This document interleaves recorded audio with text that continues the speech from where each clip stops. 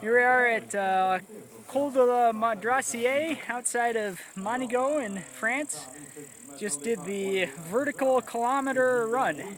Kind of an interesting concept. You gain 1,000 vertical meters, so a little over 3,000 feet, pretty much in a straight up race. I don't even know the distance. It was probably definitely less than 3 miles, maybe more around 2 miles or something. So just pretty much going straight up all out the whole way, and ended up being a pretty good race for me. I had fun doing it.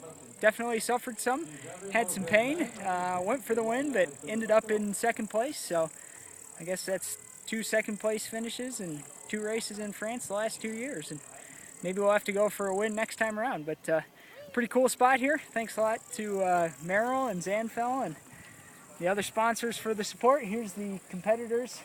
Actually, the downhill, you have to come down afterwards. And that's just about as painful as the way up. Definitely would have been nice to have some hiking poles, but nice way to cap off a trip here in France. Good solid competition.